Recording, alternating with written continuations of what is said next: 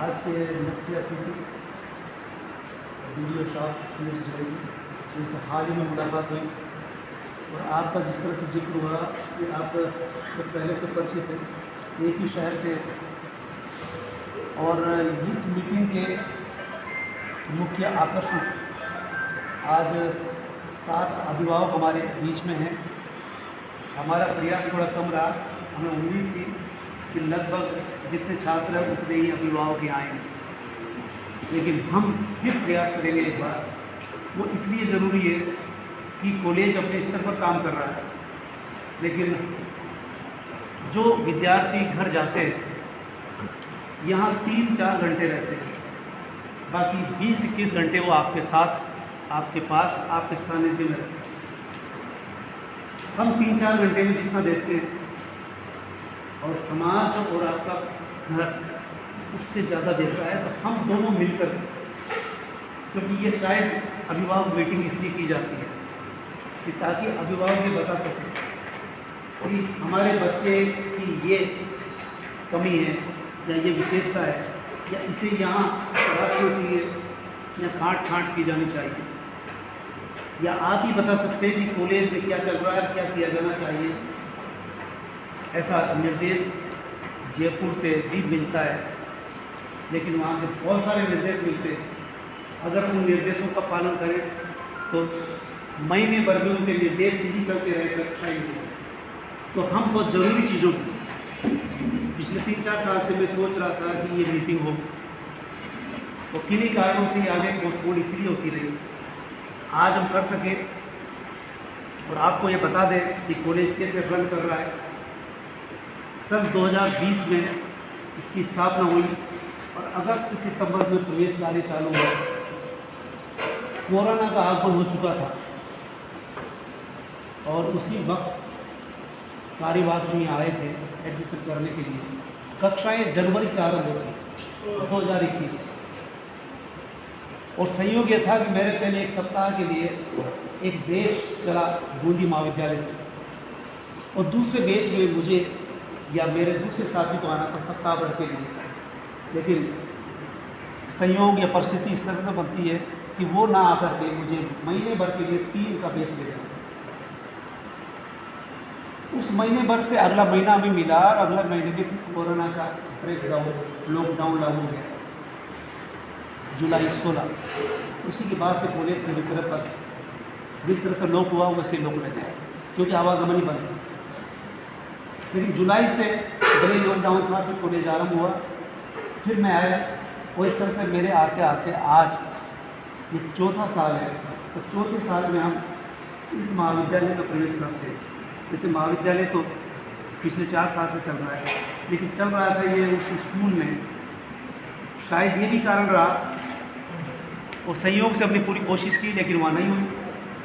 लगता है कि नई इमारत में आप आना था, लेकिन फिर भी हम अगली बार अगले ही महीने आपको पुनः इसलिए आमंत्रित करेंगे कि वो अभिभावक आकर के ये बता सके, क्योंकि इस तरह के प्रयास बूंदी महाविद्यालय में 3-4 बार हुए, मैंने वहाँ देखा। और यहाँ रहते हुए भी अभिभावक के बतौर में वहाँ कॉलेज में पहुँचा, तभी मैंने सोचा था कि चलिए हिंडोली कॉलेज में हम ऐसा करें, लेकिन आप वीडियो भी में और हमारी मुलाकात में भी 2 सप्ताह पहले संयोग से खेल कूद के बतौर ये बैडमिंटन में है, लौट के हमारी मुलाकात होती है, और मैं इनसे कह ही रहा था संयोग से आज आपका सानिध्य मिला। तो ये महाविद्यालय इस तरह से रन करता है, तो इसीलिए हमने पिछले सप्ताह टेस्ट किया था। टेस्ट का परिणाम आपके सामने ये दिखाने के लिए, क्योंकि कोई भी चीज़ नियमानुसार नियम कुछ नहीं होती, अनुभव से होता है। हम देखते हैं कि प्राइवेट कॉलेज, स्कूल टेस्ट को बहुत महत्व देता है, ऐसा कुछ नहीं है, और कोचिंग टेस्ट को महत्व देता है। आपको ये बता दूँ कि वो कोचिंग कोटा आत्महत्या का केंद्र बन गया इसी टेस्ट के कारण। तो टेस्ट का देखना भी है कि जिसको थर्ड कहा जाएगा, जिसको फोर्थ कहा जाएगा, वो ये समझ लेता है कि मैं सफल नहीं होऊंगा और वो आत्महत्या कर लेता है। हम इसके खिलाफ हैं, और आपको ये बता दें कि स्कूल कोचिंग, स्कूल, कॉलेज और कोचिंग, ये कोचिंग जो आया है ये आत्महत्या तक ले जा रहा है। लेकिन स्कूल और कॉलेज में कभी भी ऐसा शायद ही कोई अगर मानसिक रूप से कोई बीमारी की बात कर है, वरना आज तक ऐसा नहीं हुआ जितना ही कोचिंगों में हुआ। जो बिहार से, झारखंड से बच्चे पढ़ रहे हैं उनको सूचना मिलती है कि बच्चा नहीं रहा, किस कारण से, पढ़ाने के लिए भेजा था और वो दुनिया से गुजर गए। फिर कोचिंग का असर, तो कोचिंग में क्या होता है, टेस्ट। तो टेस्ट का हमने नमूना दिया है। टेस्ट को महत्व, मैंने पहले वालों ने बताया कि महत्व तो नहीं रखता टेस्ट, परीक्षा भी महत्व नहीं रखती। अगर आप तृतीय श्रेणी में भी आए हैं तो भी आपको वह ऊंचाई हासिल हो सकती है अगर आप में जुनून हो, काम जुनून से होगा। तो इस महाविद्यालय में फिलहाल हमारे पास जो स्टाफ है, स्टाफ हमें चुना हुआ मिला है और चुनते चुनते मुझे भी आपकी नज़र मिली। इसके तहत मैंने अभी जो स्टाफ आपके पास है, शायद इस पूरे ज़िले में इस तरह का स्टाफ नहीं होगा। यहाँ तक कि जयपुर और कोटा दोनों से, वो जयपुर से दो है, जो कोटा से है, जो आपकी सेवा दे रहे हैं। अब ऐसे में आपसे अपेक्षा की जाती है कि बच्चे अधिक से अधिक यहाँ पहुँचे। कैसे पहुँचे, इसमें हमारा हाथ कितना है या हमारी सीमाएँ, इसलिए भी बुलाने का ये मकसद था कि आपको पता चल सके अगर आपके गांव में और भी विद्यार्थी है। और ये विद्यार्थियों से मैं अक्सर ये कहता हूँ कि आपके गांव में अगर दूसरा विद्यार्थी है तो उससे कहे कि कक्षाएँ हो रही हैं। अब वो कितना कहते हैं नहीं कहते, इसलिए आपको भी यहाँ आमंत्रित इसलिए कहा किया गया है कि आप भी ये प्रयास करें अपने गांव में या पड़ोस के गांव में। अगर कॉलेज में पढ़ रहा है तो कॉलेज में ही पहुँचे। कैसे पहुँचे, इतना इसे बोलते हैं प्रेरणा देने का काम हम यहाँ बंद कमरे में करते हैं। परिसर के भीतर तक हमारी सीमा है, इसके बाहर आपकी है। ऐसे में आपका योगदान भी हम अपेक्षा करते हैं और अनुशासन बेहद ज़रूरी है। स्कूल में अनुशासन होता है, ये विद्यार्थी भी जानते हैं, अभिभावक भी जानते हैं, लेकिन अनुशासन के बिना कॉलेज भी नहीं चल सकता। इसलिए अगर विद्यार्थी आपके यहाँ से चला, आपका बच्चा, और कॉलेज तक पहुँचा कि नहीं पहुँचा, इसको कौन बताएगा, ये आप भी बताएंगे। इसलिए जब आप यहाँ आए तो आपके बच्चे यहाँ है या नहीं, ये यहाँ से चले तो घर तक पहुँच गए या नहीं।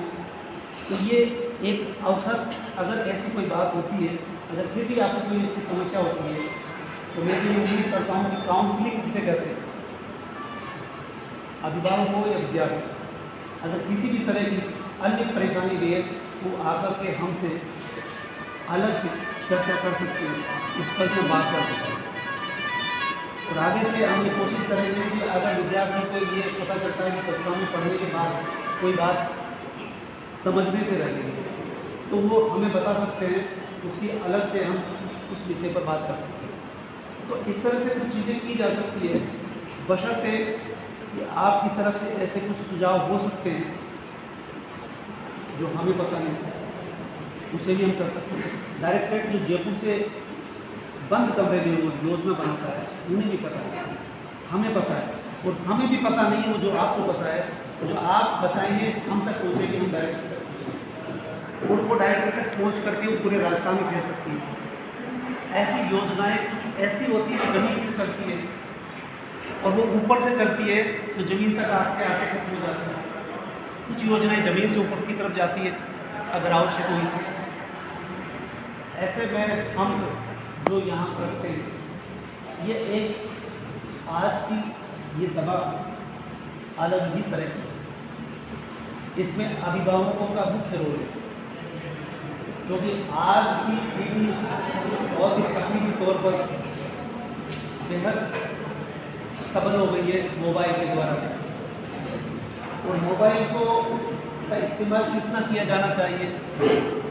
आपके घर जाकर के बच्चा मोबाइल ही देख रहा है या पढ़ रहा है, हालांकि मोबाइल पर भी पढ़ाई होती है, इसलिए व्हाट्सएप ग्रुप के बतौर सूचना भी देते हैं, पढ़ने का मैटर भी देते हैं, दोस्तों के पास वो मोबाइल भी नहीं है।